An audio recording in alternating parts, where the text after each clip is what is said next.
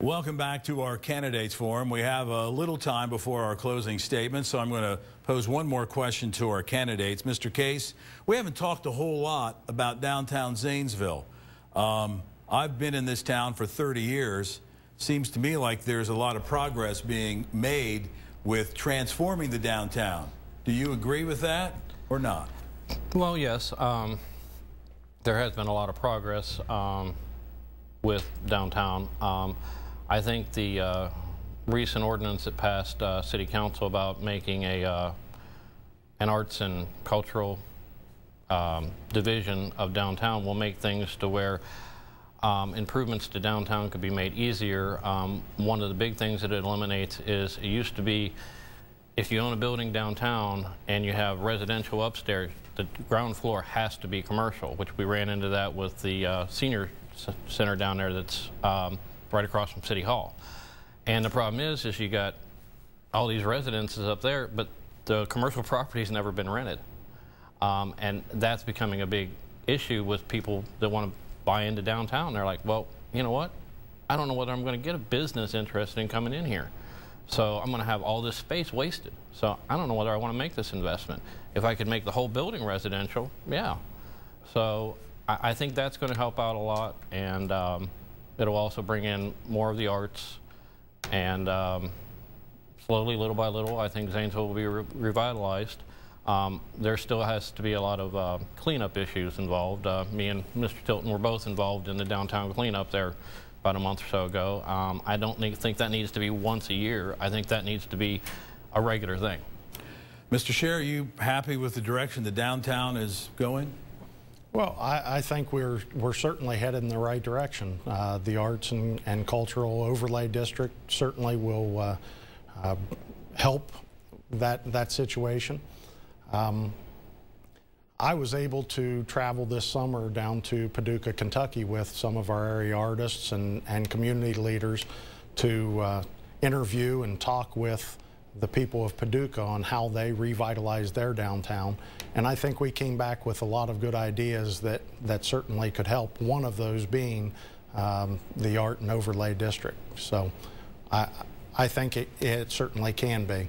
One thing I'd like to mention, George, when we talk about the downtown cleanup, we need to utilize some of our nonviolent offenders who I believe owe the city in excess of 1,300 hours.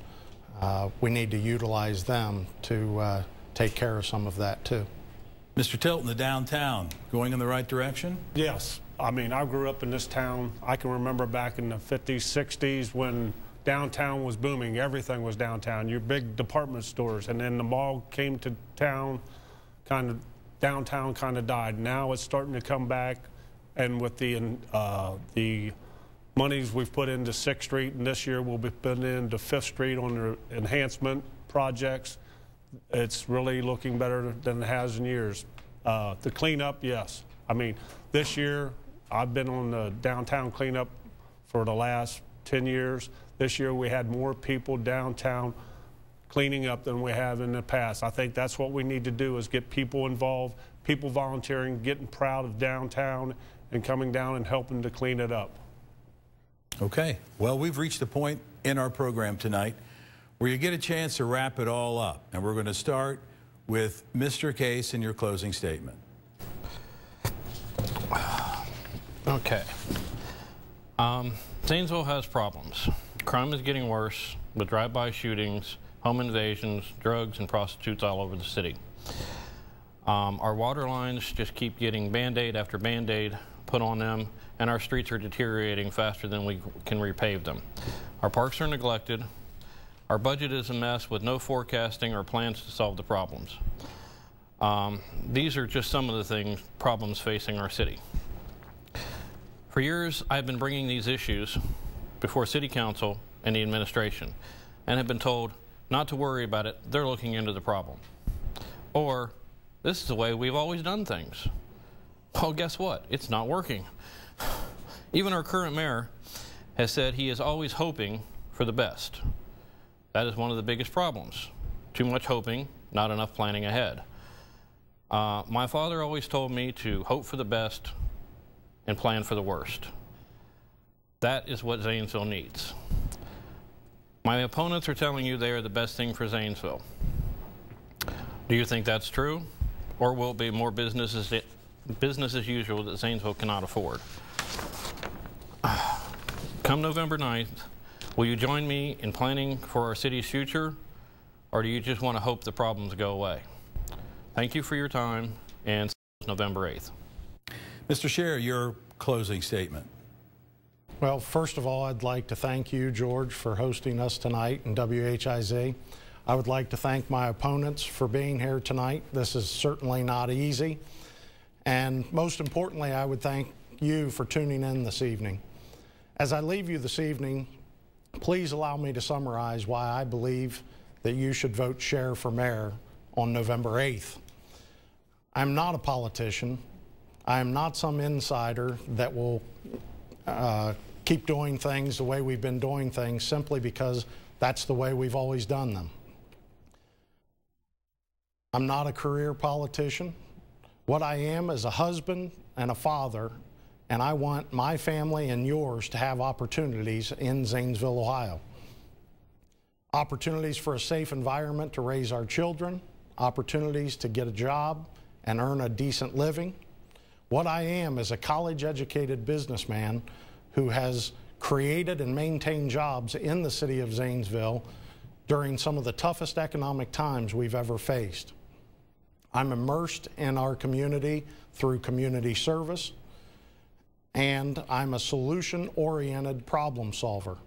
I find things that don't work or are not right, and I fix them.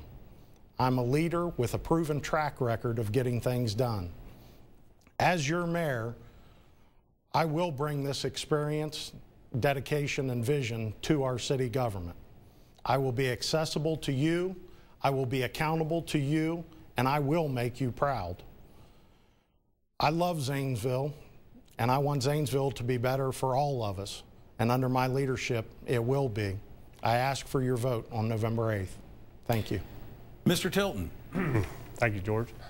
I would like to thank George and the WHIZ for putting this on this evening. I hope that you, the citizens, have had your questions answered. If not, I'd be more than happy to sit down with you at a different time. Furthermore, I feel that I am the most qualified candidate for the job. And in closing, I would just ask for your vote on November 8th. Thank you. Okay, that concludes our candidates forum for tonight. I want to take a moment and thank the three candidates for taking time out of their busy schedules to talk about the issues important to this community. The election is November 8th. Make sure you vote. You can make a difference. Thanks for watching, and good night.